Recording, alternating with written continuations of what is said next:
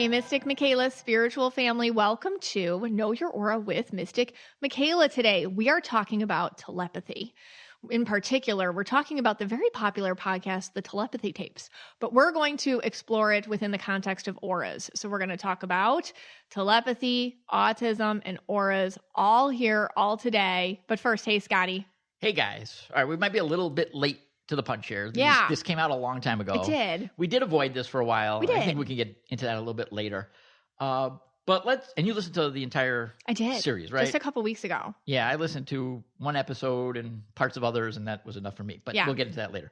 All right, so let's start off with what are the telepathy tapes? Yeah, you don't have, if you haven't listened to it, it's a good, I think it entertained me. It was a good listen, but you don't have to listen to that to understand this episode. But the Telepathy Tapes is where host Kai Dickens embarks on a mind-bending journey into the mysterious world of telepathy in non-speaking individuals with autism.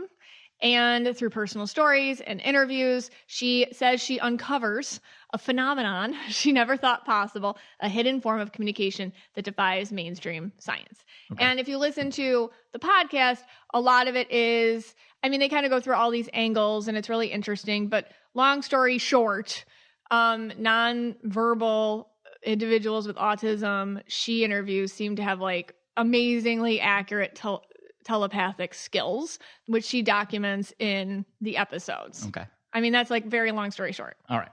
Now, when you told me I had to listen to these, and I started to listen to them. Yeah. My first question, of course, is who is producing this? Yeah. What is this person all about? Yeah. I have to know. And I have an aura reader here to tell me. Okay, so the person's name is Kai Dickens. Yeah. Dickens? Okay. And she is the host of the show. Mm-hmm. She put it all together. So I have to know, what are her colors? Well, she's green. Okay. And blue. Okay. And she has yellow too. So she's like green, like yellow sparkles, and blue. So she's very science-minded, mm-hmm. very step by step. She feels like it makes sense, documentary filmmaker, because usually there's a story there. There's a heart. There's like something to be told. Okay. And something that she latched onto, which is definitely individuals with autism and their families and people that love them. And just thinking about like, what if you couldn't speak? Like what and what if you had something to say?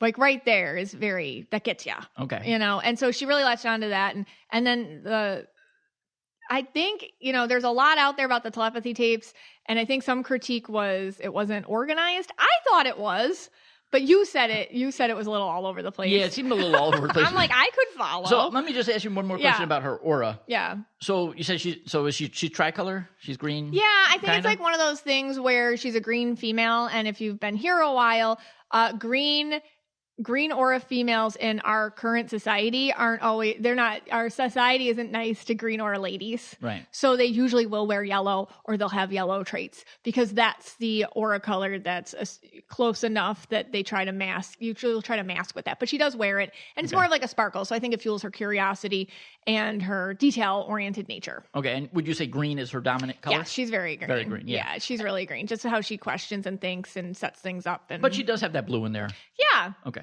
Yeah, and if I had to guess, I probably would have just said green, blue. Okay. If I was going to guess. Okay, so let's just start with, to me this was like, I listened to the first episode. Yeah. And I'm like, this has come from me. Yeah. I've been a skeptic for many, many years. Okay. And I'm like, yeah. Obviously. This is like obvious. I know. This is mundane. I know. What, like, you didn't and I don't want to knock her down here, but you didn't uncover anything, right? That the Mystic Michaela spiritual family, right, doesn't know, right? Like, I'm like, of course this has to be true. Yeah, there's not even really a doubt in my mind. We did a whole episode on telepathy. I just believe in it. Just because maybe the science doesn't match to it at this moment in time doesn't mean it's real. I'm talking like this, but to me. And that's really the reason why I couldn't get through it, is because I guess maybe Kai doesn't have any, she just kind of found this, I think, and then ran with it, like you just said. But this seems so obvious to me. Yeah. And probably even more obvious to our listeners and yourself. Correct. I feel like what happens is a lot of people in situations, maybe parents and caregivers of people with nonverbal autistic kiddos or something, for example, they are going to be dismissed by science and dismissed by research and dismissed by people who are more logically based. And they're going to go over to the spiritual world. The spiritual world seems to be a catch-all for people who are like, you know what? Nobody was listening to me, but I was heard here. So a lot of us, I feel like, who come to places like the Mystic Michaela Spiritual Family and other spiritual communities have been dismissed so many times, not just on this, on like a gazillion things like health stuff or feelings or emotions or whatever. And it's like a place where it's like, okay, we'll validate you, we'll listen to you. You know, so I feel like for us over on our side of things, it's like when I was listening to it, I'm like, duh. Right. Obviously, like if you have a kid that's nonverbal, of course you already know you're being telepathic, even if you don't call it that. Like, I feel like we're all like, yeah. And it's kind of like when the 3D world gives its little stamp of, ooh, maybe this is real. Right. Ooh, maybe we'll see you. Maybe all of a sudden you're visible. To me, like to some people, it's like, oh, that's exciting. Okay. Oh, they're recognizing it finally. And I understand like the implications for that in our world where there's more now spaces or resources or whatnot. But and fundamentally, it pisses me off because it's like you were real before that. You were real before somebody wrote it down on a piece of paper that this checks out. Or we did a test and you got the same number or something. And I was just like, you know, that kind of annoyed me, but it is still an interesting listen. Don't get me wrong. Yeah. But yeah, a lot of it was like, duh. Yeah. Like, duh. Right off the bat, one of the opening statements that Kai makes is that nobody believes this. Right. It was like, everybody doesn't believe this. Yeah. And I'm like, wait a second. Who's everybody? This spiritually awakened Red believes this. Yeah. So there are people that believe this. Yes, of course. And I felt like really offended that she thought that no one believed in this. Right. So right off, you know, that did bother me about it because again, to me, this didn't seem like anything crazy. It just seemed so. Yeah, of course. It seems very likely to me. And I think a lot of us who listen, but it was cool because it was, I don't know, just the exploration of it's interesting. And I think another thing that kind of is interesting about when people who aren't of the spiritual worlds happen upon us, right? It's kind of like, whoa, you know, like they like colonized this knowledge or something. They're like, here we are. Oh, I discovered it. Right. It's like, you didn't. No, you didn't. Like we didn't either. Right. You know, it's always been here. Right. And it's always been in different circles or whatnot. Yeah. But there's a lot of ego, I feel like, and people who hold the cards in the more science realms, which is, you know, if we don't, it doesn't exist if we can't prove it. And like, what if there's just not measurements for it yet, or you know, labels for it yet, or science to prove that yet? Correct. And yes, and this, if you looked at this from, let's say, the science versus the woo-woo, and if you go through history, like, I mean, until Niels Bohr comes around, there's no atom. Like, I can't see the atom. You can't see the atom, right? It's so small we can't see it, but it wasn't believed, right? There's so many things in history that we didn't believe if you just go back a few hundred years ago. Yeah. And now you'd be like, of course there's atoms in this table that I'm touching right now.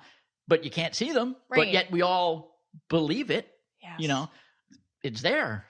It was proven by Niels Bohr and his scientific experiment. And then finally it became real. But, you know, if you said that maybe 100 years before he lived, people would look at him like what? Like you're nuts. Yeah. Right. You're absolutely nuts. Right. So to me, this telepathy tape is like, well, yeah, we've been saying this for so long, and now here you're coming in and telling us, "Oh, look what I figured out."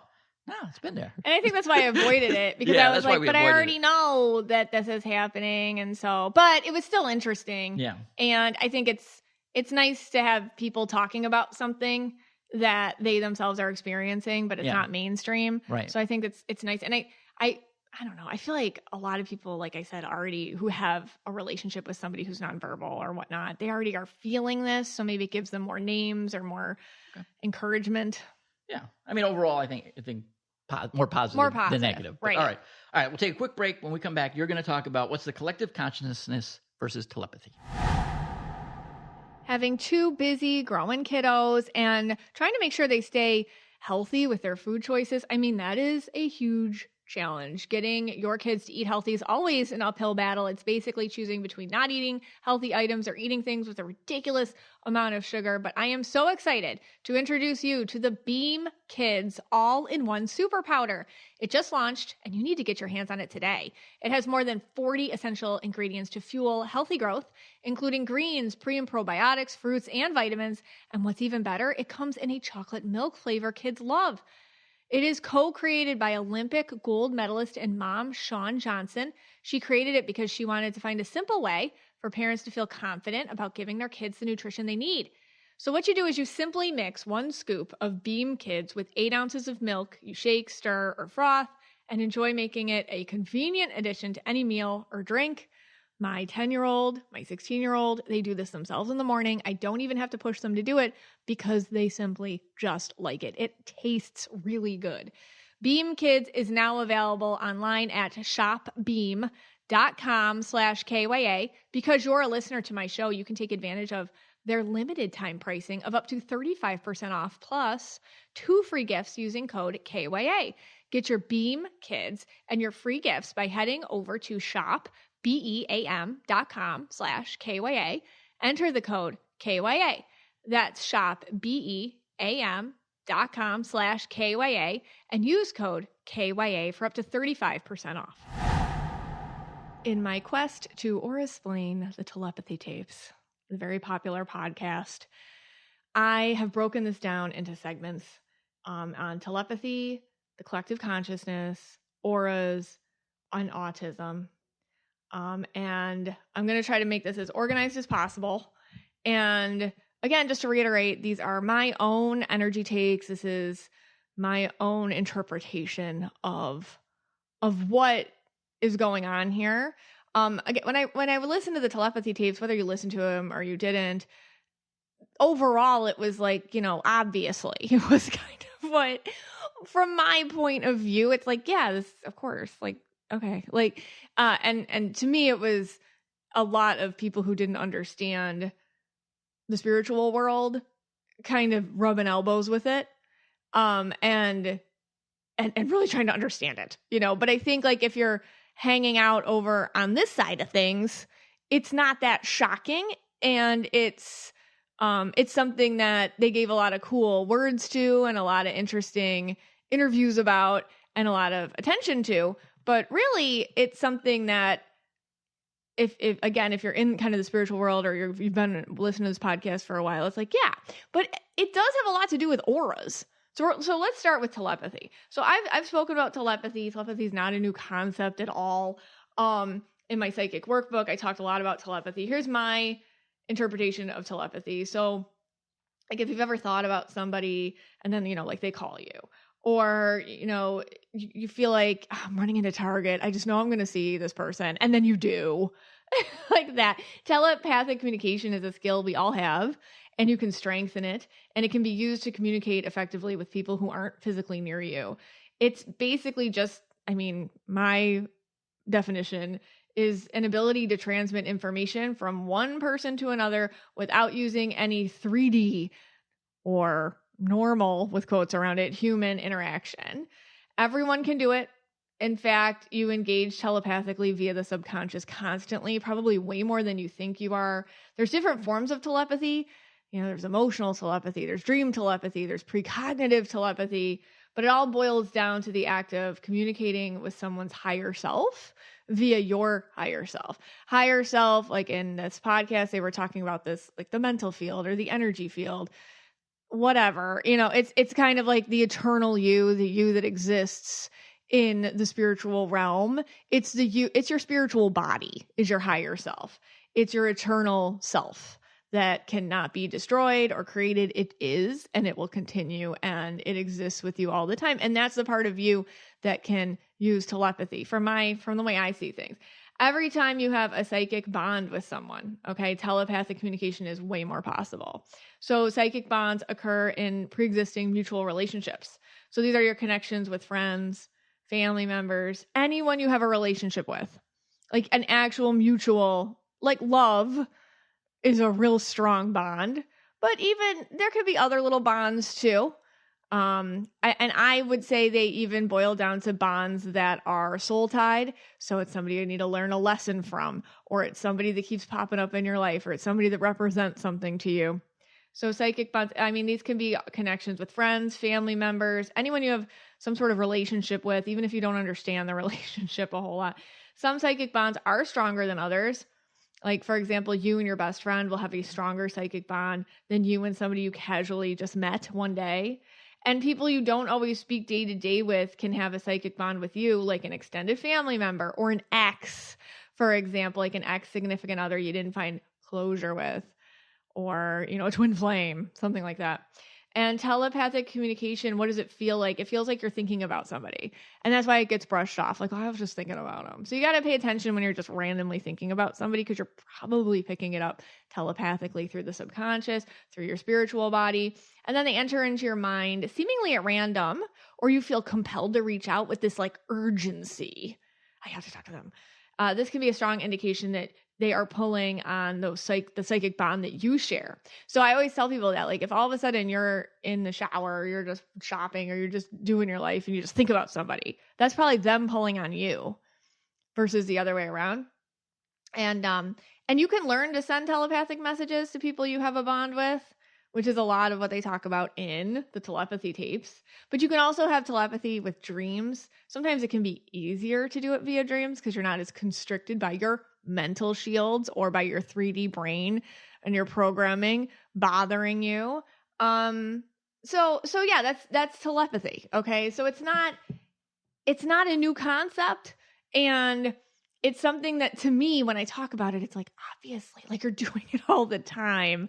And it's easier just to go with it than it is to say, oh, that's just coincidence. So then what is the collective consciousness? Okay, so if telepathy is more kind of mind to mind or energy to energy, like a personal conversation, the collective consciousness is the entire body of human experience that you have access to. So we're all affected constantly by the collective consciousness. And this is why you can kind of feel vibes of what's going on in the world, or I'm feeling up, I'm feeling down, I'm feeling this way, I'm feeling that way. The collective consciousness is a spiritual environment that affects us personally. You can kind of think of it as like the iCloud, the cloud, everything's stored in there. So we all take stuff that we can't hold ourselves and stick it in the collective consciousness, or stick it in like the cloud, like the photos on your phone that you don't have storage for anymore, they go to the cloud. You know what I mean? And that's the same thing with experiences or lessons or feelings or vibes that run over. They go into the collective consciousness. And that, you can think of it as a space that we all have access to. And I feel like they were talking about this a lot in the Telepathy Tapes podcast, because they're saying that individuals, and they were focusing on that podcast in individuals with autism, have an increased ability to go on into the collective consciousness and kind of navigate it the way you would a shopping center, or like a neighborhood, or a whole different world.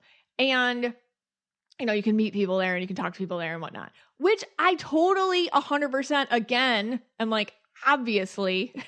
And I think that what it is when, and I'm going to get to this when I talk about autism and how I pick it up, is if you have an easier ability to kind of break through your mental barriers or your 3D programming or the things that keep you kind of stuck in your physical body identity, it's easier to go into the collective consciousness. It's a place that exists. It's a place that's constantly there. It's a place that is available to us, but it's difficult to get there because we have a lot more doors and barriers than people who are not dealing with those as much. And I'll get to that again. I don't want to go ahead of myself. But if you think about it, with just back to telepathy, back to collective consciousness, like basically communicating not with words or in 3D ways, thoughts have frequencies. We say that all the time. What you think will happen, what you pay attention to happen. Words are power. A lot of that gets reiterated over and over again in the spiritual world. Write your manifestations down. Repeat your mantras. Okay? What you think you will attract. Because words and thoughts and emotions are frequencies. They all have vibrations in the collective consciousness, vibrations in the subconscious, vibrations in the universe, whatever word you want to use there. Like attracts like. So if you're vibrating on some level, other things that are like, ooh, that's me too, come right at you. So that right there. It's been talked about a lot. And then, emotions are like languages and wavelengths, and they can be felt. And you do this, you feel emotion, you feel people's energy.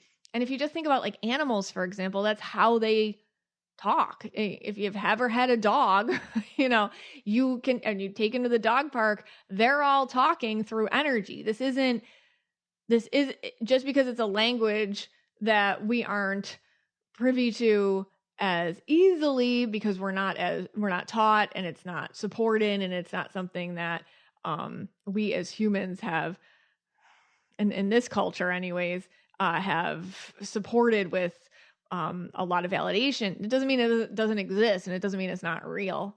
So and then frequencies here's the problem. Like, frequencies can be picked up, but they're also going to be interpreted. So if I have a frequency and you pick it up, you're going to interpret it through your filters, And so my ethical thing is, when you are picking up something from somebody else, your interpretation doesn't necessarily mean that's the truth. That means that it has been affected by your filter, by your interpretation, by what all your collective experiences will sully whatever the intended message is, no matter what.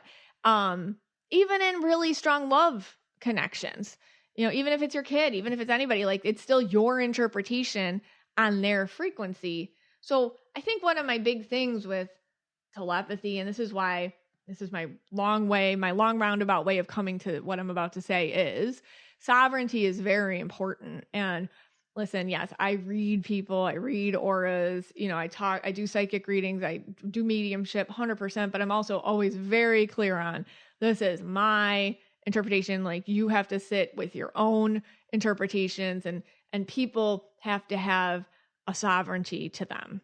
And so in the telepathy tapes, I think one of the reasons why they even explain why it's controversial is there's always a question of sovereignty. Like, is this person's actual intended message? And I think that a lot of the people that they talked to, it was very proven above and beyond, like, yes, this is their intended message, but also a big thing is, my worry is that, like, we blanket this on everybody, and it might not be the case for everybody. You know what I mean? Like, everybody has to have their own ability to prove that they're sovereign, and this is their thought, and then this, and they practice it enough that they're able to get there. So I think that sometimes, and this is just my overall thing, and this is why I'm always, because I'm a mom too, and I was a teacher, and it's just, I want to make sure that individuals aren't swept up in generalized, sensationalized statements of,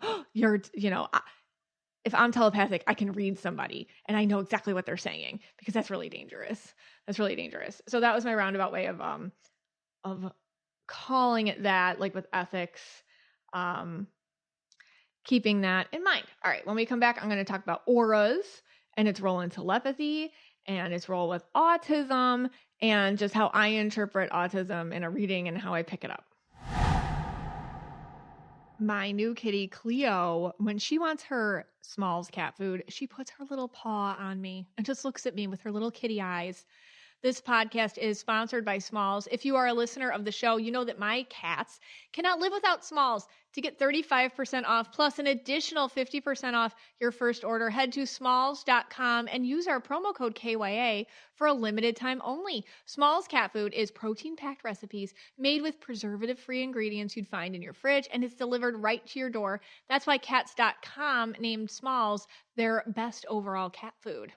I have 3 cats. They all love their Smalls, but Dusty, he likes when I put a little bit of their Smalls bird broth on any of the Smalls food. He's older. I feel like it just gives him a little bit more hydration, and it makes him a little bit more excited to eat. And since making the switch to Smalls, all my cats have had way fewer hairballs, like more balanced energy. They've also been softer and shinier, I've noticed. when I was getting my new kitty Cleo to trust me, I also used their freeze-dried little cat treats, and she loves those. So if your cat's kind of picky or you're not sure what they're going to like, Smalls has a sampler. I highly recommend this. So your cat can try everything Smalls has to offer. So what are you waiting for? Give your cat the food they deserve for a limited time only because you are a Know Your Aura listener. You can get 35% off Smalls plus an additional 50% off your first order by using my code KYA. That's an additional 50% off when you head to smalls.com and use promo code KYA. Again, that's promo code KYA for an additional 50% off your first order plus free shipping at smalls.com. So I just talked about how the spiritual body it has its own habitat. Okay. So your spiritual body has its own habitat. That can be whatever you want to call it, the collective consciousness, the universe, the area around you. There are parts of you which can go beyond your physical body. That's the spiritual body. And here's the deal. This is where auras come in. Okay.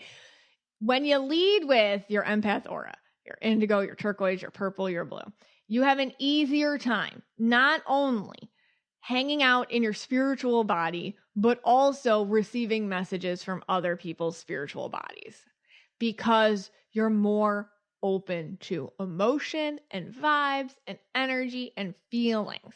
That's why I'm saying everybody has the ability to do this, okay, if you kind of concentrate on that part of your energy or that part of your aura. So if you're red-blue and you're just going red, it's going to be harder because red, yellow, green, those energies have a harder time picking up spiritual body messages. They are more locked into the physical body. They're more locked into the 3D. And that's great. You know, like if you have a logic color, like awesome. That's why you're probably looking a lot more better on paper than the double empath colors. Like you probably have your bills paid and you're getting stuff done. Okay. But you still have an empath color because every single person that has a logic color, you have two aura colors. And even if you're yellow, you have a purple or a blue or a turquoise or an indigo. You have your empath aura color attached to it. So you can lean into it. And if you're double empath aura, forget it. You're already doing it. And it's probably overwhelming. And we'll get to that part too. But yeah, so empath auras are more open to these planes around us and more open to the habitat of the spiritual body. Therefore, it's easier for them. And that's why I usually see a lot of people who have, who lead with their empath auras in social work or therapy or working with kids who have autism. Okay. Like usually these are the people that are working with the population who also needs a little bit of energetic connection, or just kids in general, or older people, or whatever. Okay. So let's talk about autism. Now, this is, to be honest, like I'm not a specialist and I don't like speaking for a whole crew of people here who have more than enough ability to speak for themselves. So this is not me speaking for people with autism at all. This is me just telling you how I pick it up. All right, how I pick it up. I read a lot of moms and a lot of you have kiddos with autism, and sometimes you can tell like in a reading and sometimes you can't. But I'll tell you what it is 100% of the time. They're more sensitive than anyone else. So I say, if you've ever had a reading with me and we talked about your kid who has autism, one of the number one things I'll say is I don't think autism's autism. Like, I don't even know what that means. Like when it's a diagnosis, and I think we just don't know a lot about what that means. And I've said that way before the telepathy tapes. I've said that forever. I'm like, we don't understand it, but I can tell you how I get it. And then hopefully it helps you understand how to work with it in realms that you and your kid are comfortable with. And one of the things I get is people with autism are actually over the top sensitive. Like, and when I say sensitive, I mean they're feeling everything. So when I feel the energy in a reading of somebody who has autism, it's like they're raw. It's like they're open. It's like I guess it would be akin to somebody walking around without skin. Like they don't have an energy skin. They're just here 100%. So when people say, oh, they're locked in there, they're stuck, like that, I don't feel it that way. I feel like actually they're spread out. Like their energy is so everywhere all at once that it's hard to pinpoint them as in the same way that you can pinpoint somebody who does not have autism. So, oh gosh, I hope that makes sense. It's kind of like the nugget of who they are is spread out all around them, all at once in like a consistent glow. Versus when I read somebody who doesn't have autism, it's kind of like, oh, let me kind of dig in there and find the nugget of you. So I think they get this terrible, I guess it's just what we've all heard. And they talk about in the telepathy tapes a lot, like where my kid's not in there and they'll never grow and they'll never be any like that. Not true. They're actually everywhere. They're actually 100% present. It's kind of like gathering feathers a little bit that burst in the wind. It's contained and it's in there. It's just they're kind of alert to everything constantly. Hence the sensory stuff, and whatnot. Without these mental barriers so tied to the 3D world, they definitely have more access to planes of knowledge, existence, and others' mental fields and frequency. So a lot of times when I'll read somebody who has autism or I meet somebody who has autism, I feel like they're just kind of like in my space more than other people. It's kind of like a curious energy. That's kind of what I get. Like if I'm me and I'm, keeping my energy kind of tight around me, they're like, hi, like knocking on it with their energy. And it's like, oh, okay. And that's kind of how I know or I feel them being different in that way. Here's the thing though, and I don't know, other instances I feel this way would be when somebody has Alzheimer's or dementia. I will get the same kind of different, but not and when somebody's passed, I'll feel that. And when when animals are paying attention to me, I'll feel that too. And then little kids, I'll feel that. Little kids, like when you see a baby and you're at the grocery store behind them in line and they're like, hi, and you're like, hi, like that too. And it's because they're just everybody I just talked about, every instance I just talked about, it's like they're not trapped in their physical body the way the rest of us are. So their energy is more free to move around. So it just really does coincide with what they're talking about in the telepathy tapes, in that there is a spiritual body that is not held back by mental barriers and mental shields, and they can travel and move and have more access to different planes of existence and other frequencies. People always ask me, what does autism look like in aura color? Every single aura color is what it looks like to me. Like any I've seen people with autism in any aura color. I just talked about this recently, I think on a podcast a couple podcasts ago. It's just like anything else when we talk about on here, different aura colors have different traits, and same thing, if you're red and you're autistic, you're probably going to have like red rants still just in your way. So it's just the same thing, but their empath aura colors are huge and big and really, again, dispersed. What else? It sometimes feels like they're little, I guess like their barriers are easier to breach too. So the sensitivity thing is really on point. And here's the thing. What do I get all the time? I will get so many like indigos. I'll just keep it. A lot of indigo aura people are like, am I autistic? Should I get diagnosed? Or I've been diagnosed as autistic, like that. So here's the thing, like sensory stuff, the feeling of being overwhelmed, like, oh my God, the lights are too bright, the sounds are too much. I get really stressed out when I'm around other people, or I get stressed out in crowds and whatnot. Honestly, this is just being open to the shared energetic space where we all intersect and collide. That's being open to the spiritual space.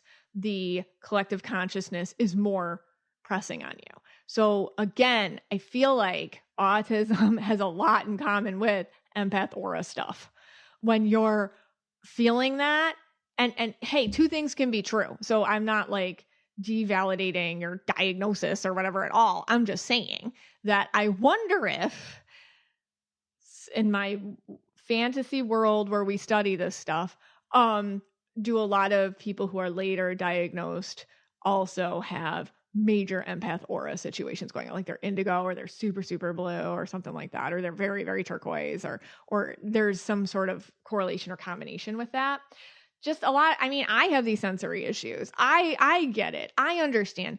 A lot of times when I'm around people with autism and they like are upset about something or something's going on and they're having a moment or whatever, I'm like, oh my gosh, I feel the exact same thing. Like, I totally understand why they're not super happy right now. It's just that I have the ability to shove that in and they don't. You know, again, it's like it to me when I feel somebody who has autism, it's like they're walking around without like a spiritual skin. So everything's just out and raw. Okay, so having an empath aura and leading with that can just make you more in tune to the unsaid. And then that spiritual body, that spiritual mindset, that part of you, your energy body can have a hard time reconciling everything that you're picking up with your 3D brain mindset, your programming in your physical body. And, you know, we're taught that only what we can see is real. And not just that, we're taught that you're going to be laughed at, you're going to be thrown out of social groups, you're going to be the odd one out if you don't do things from a 3D perspective, from the material world, from the physical world. So if you start saying stuff like what we're talking about here, and even in the telepathy tapes, they're talking about constantly like, you know, oh, I know this is crazy. Oh, I know this is ridiculous. I don't know. It's like, yeah, like thrown out of science circles or educated with words, quotes around it circles. You're going to get thrown out if you don't constantly just look at it from the way we were taught in this 3D world. But honestly, the immaterial world, the spiritual world, that energy, the vibrations, the frequencies, they're just as real and they affect us just as much. And maybe more because we're taught to shut them out. So there's like a whole part of ourselves that we're not constantly dealing with. And so it turns up as anxiety, or what's wrong with me, or I have to take medication, or I have to do X, you know, like that. Because it's just, we're not supported there. And then, of course, there's this whole group of people with autism who live in that world more than in the 3D physical world. And they just get completely shunned. Like they feel like there's no space for them. And if you've ever been around somebody like I have 3 nephews who are autistic, and it's constant anywhere we go. Oh my gosh, are we bothering somebody? Are we, is there going to be a meltdown? You know, who's going to give us nasty looks? Where should we sit so we don't bother other people? Like it's awful, you know? And it's just like, so there's no like, it's hard to find really accepting spaces. So the whole world is like basically saying the unseen, these realms, sensitive energies, we don't have places for you, which is just the sad truth of where we're living. And I mean, I feel like it's getting better here and there in little pockets, but maybe not now lately, especially with, well, we won't go into it, but you know what I mean? Okay. So, and the other thing is it's just easier for people who lead with the logic colors to dismiss all that and like just slap a diagnosis on it and like, call it a day.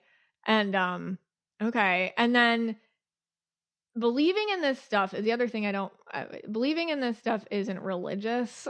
It's not insane. It's not woo-woo or ridiculous. This is my own indigo rant. It's just a segment of science we've not come to agreement with in how to measure, label, or tabulate. Like, I don't this is a big indigo like / psychic lady rant. I don't understand why people can't be like, oh, this is probably just something we don't understand yet. Like throughout human history, there's been a gazillion times where people were saying things and then everyone was like, you're crazy, you know, like leave the village. And now it's just taught in 7th grade science. So why can't this just be another one that we have an energy body that, you know, some people are more adept in being in? 2 things can be true, people. 2 things can be true. And the woo-woo and science can intersect. And I think a lot of the spiritualist stuff and the woo-woo we talk about on here and auras and telepathy are just maybe in 100, 200, 300 years, they'll have words for it. I believe that all the time, that are different than the ones we're using here, but will be accepted science terms. Can't wait to hear what you have to say about this. I'm sure I left a ton out, but that was kind of my aura explain of the telepathy tapes. Know Your Aura with Mystic Michaela is sponsored by BetterHelp. There is so much stigma surrounding men's mental health. Men today face immense pressure to perform, to provide, and to keep it all together. So it's no wonder that 6 million men in the U.S. suffer from depression every year, and it's often undiagnosed. We all have men in our lives that we love and care for and want the best for.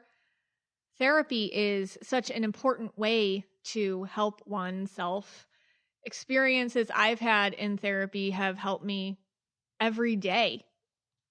From learning positive coping skills to setting boundaries, it's empowered me to be the best version of myself and allowed me to experience a lot of healing. With over 35,000 therapists, BetterHelp is the world's largest online therapy platform, having served over 5 million people globally. And it works with an App Store rating of 4.9 out of 5 based on over 1.7 million client reviews. It's convenient too. You can join a session with a therapist at the click of a button, helping you to fit therapy into your busy life. Plus, you can switch therapists at any time. As the largest online therapy provider in the world, BetterHelp can provide access to mental health professionals with a diverse variety of expertise. Talk it out with BetterHelp. Our listeners get 10% off their first month at betterhelp.com/KYA. That's BetterHelp, HELP.com/KYA. Hey, Scotty. Hey, guys. All right. So you know what I was thinking we actually talk about now? Yeah. Because we are believers of telepathy. As we are. Right. In the MMSF. All believers are ready. So we could actually skip through the telepathy tapes and just move ahead to believing. Yeah. And the only thing I'm upset with about telepathy is that I don't know how to do it. Like, I really want to find a way to be able to do it because I could use it in so many productive ways. Yeah. Like, if I could just learn the skill. I've tried with your book. I have. Yeah. You do have the telepathy chapter in the psychic workbook. Yeah. But it doesn't work for me. I don't have that skill set. Okay. I mean. Yeah, I don't know, Scott. Your vibe is real loud. Yeah, for you, well, sometimes nobody you can wonders pick it up. what you're thinking. Okay. Okay. Well, okay. So here's the thing. Like I might be able to give off the telepathic message. Yeah. But I can't receive the telepathic message. You think so? I don't know. I mean, well, here's a question for you. Okay. So let's say you're driving. Like this is the number one way I would use it. Like during driving, when someone's driving terribly, they cut you off. Right. They do something horrific on the road. They almost kill you. Yeah. Down here in South Florida, almost every day someone tries to kill me. Right. So obviously I would like to, I give them some gestures. Right. Honk the horn. Right. You give them nasty looks outside in the window. Yes. Right. And sometimes they see it. Sometimes they don't. They're old down here, so they don't always see my gestures. But I would like to be able to, give them that telepathic message, gesture. The telepathic message. Yeah. And, that's the number one thing I would use it for. Well, it's good that nobody believes in telepathy yet, right. because they might get your message. They might get it like, oh my gosh, I just saw visually like the middle finger just in my vision. Oh, right. Okay. And then they're just like, oh, that's weird. Maybe that came from myself. They would never, but if they know it's from you, because one day when everybody believes it, they'll be like, wow, that RAV4 is so rude. They sent me a telepathic middle finger. Yeah. Well, yeah, because that's what I was wondering. Like, is it an insult if you insult someone telepathically? Is it? I don't know. Is it? I mean, right now. Whoa, these are the tough questions. I mean, this is science versus the woo-woo here. What? Is it an insult if you insult somebody telepathically? Right. So if I insult you right now. Yeah. Telepathically. Right. I might have. Did I? Oh, ouch. Did I? I think so. I did. Yeah. Okay. So is that considered an insult? At this point in time, I think the answer is no. Well, we have telepathic conversations all the time. Like you and I barely even talk anymore with our voices. Like we have whole fights telepathically. Yeah. Okay. All right. I mean, I guess so. I'm not even joking. That is true. See, that's the thing. I think I'm better at giving off the message than getting it back. Like you're probably No, you get my messages. yeah. Yeah, because like you'll get all like victim blue about it. Like if I'm like in my head, like, can you like, not make your coffee right now? I'm trying to do dishes. Like I'll say that to you telepathically and you'll be like, Megan, that wasn't nice. And I didn't say anything. You know what it is? I think I ignored them. Like I ignore your like it's hard. Like if you actually tell me something, right? I can't ignore it because I heard it. Okay. Like it hurt. It went through my ear, whatever my ear canal. I don't know how that all works, but the science behind that. The audio? Yeah, the audio thing. Yeah. Right. But when you telepathically send it to me, I have this thing, and I turn it off. Okay. I turn it off. That's good then. Yeah. So yes, a couple of times you told me about that coffee thing, and I haven't been listening. Okay. I turned it off. Yeah. Okay. I mean, so I guess how would you use it other than between me and you? So for me, driving, okay, I'm in the line at Whole Foods or something like that, and someone's annoying and taking up all the time. Oh yeah, you hate that. I can't stand it. And then they forgot something. If you forget something, okay, yeah. Here's another thing. This is way off topic. No, just go for it. If you're at the grocery store, right, and you're in line, right, and look, I do this all the time. I forget one item, right, the sour cream or something. So I always forget the sour cream. Right, that's like who remembers that? Who remembers sour cream? And you're in that line, right? And then at these grocery stores, they're nice. They'll go and get it for you. I know. But if there's people behind you, that's nasty. I know. That deserves a nasty telepathic insult. Yeah, I agree. Yeah. So that's sort of another one for me. What about for you? Is there how you would use telepathy?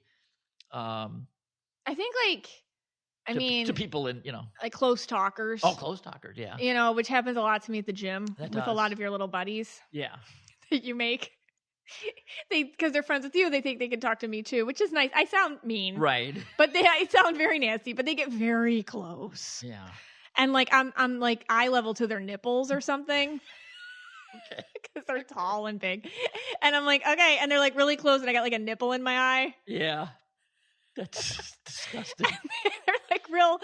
I mean, God bless them, but they don't worry about body odor. Yeah, there's no Lumi there. No, there's this one girl at the gym, and she smells.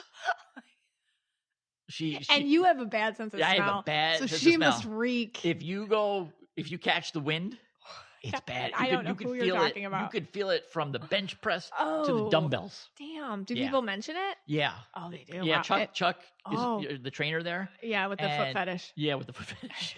And I actually saw him on Amazon looking up things to plug because he trains her. Stop He was looking up things so that he wouldn't smell her. Oh my, he needs like smelling salts or something. But if he could telepathically tell her. Oh my God. Yeah, okay, so that one's all right. So anyway, close talkers, and I would tell them telepathically, like, go away. Go away. Yeah. We're done talking now. Or what about for the Christmas party, when it's time to go, I am constantly sending out the telepathic message. Right. Nobody's picking it up. Nobody picks it up. I mean, some people do. There's a couple families that get but yeah, I would love that. You always kick them out. Yeah, verbally. Yeah. Well, that's time to go. Yeah, I use my broom. You start vacuuming around their feet. Yeah, or when someone's talking incessantly like this, and they're continuously talking, like and you want them to stop talking on the podcast like that, and someone right now is telepathically telling me, Scott, stop talking. There's so many ways to use telepathy. There's so many ways. There's just so many ways. What about when people do rude things in public? Like what? Oh, I mean, what? All the time. You're like what? Everything.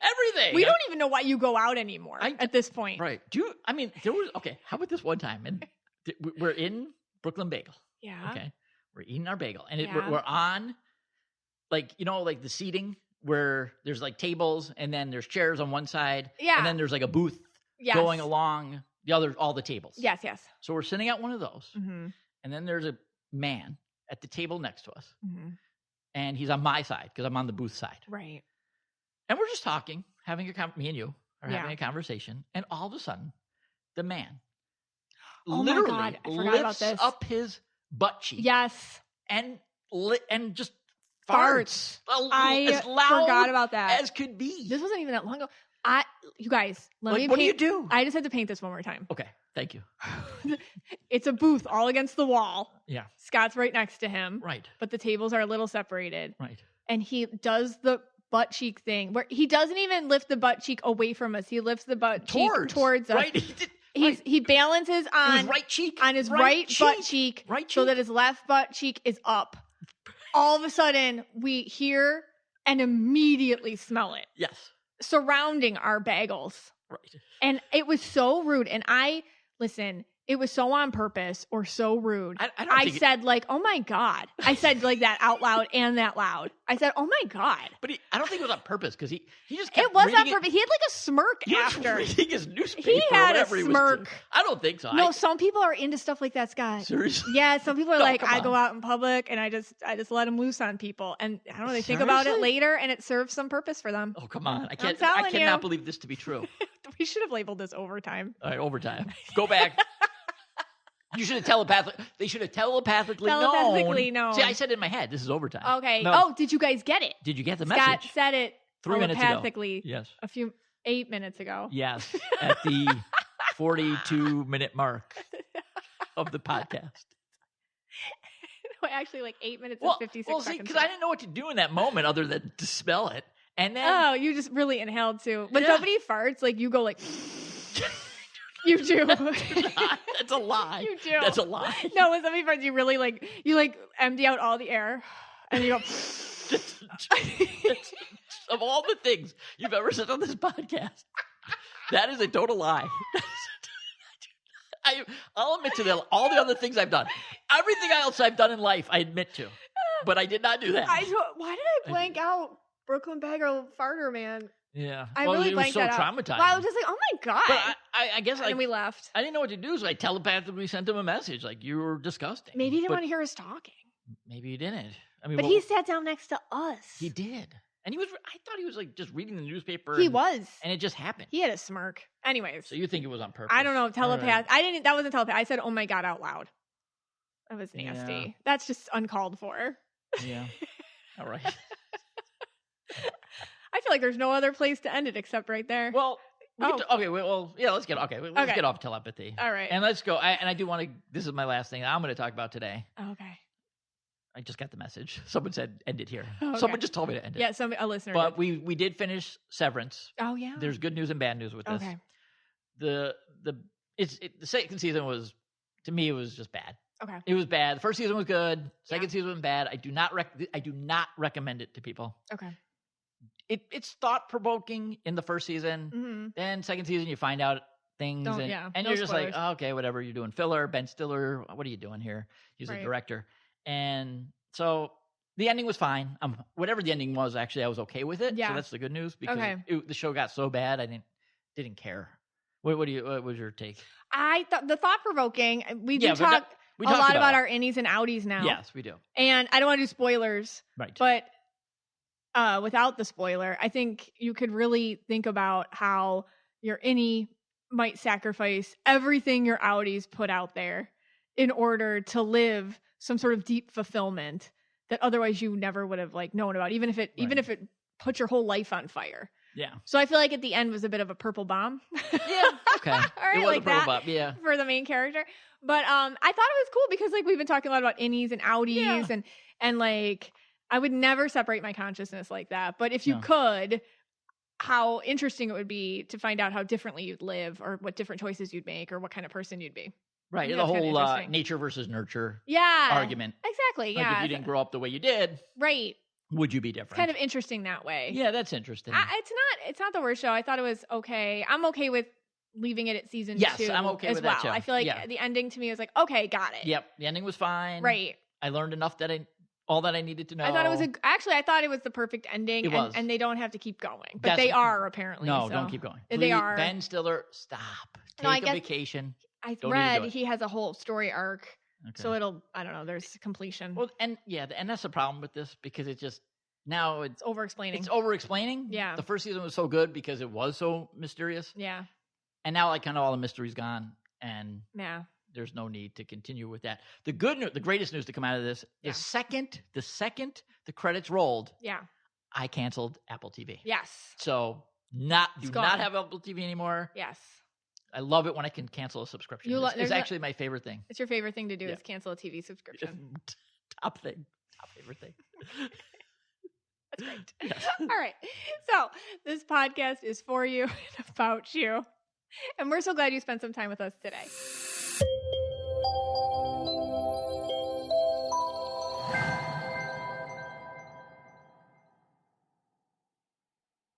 At Arizona State University, we're bringing world-class education from our globally acclaimed faculty to you. Ranked #1 in innovation for 10 consecutive years and #2 among public universities for employability. ASU isn't just ahead of the curve, it's creating new paths to success. Earn your degree from the nation's most innovative university. Online, that's a degree better. Explore more than 300 undergraduate, graduate, and certificate programs at asuonline.asu.edu.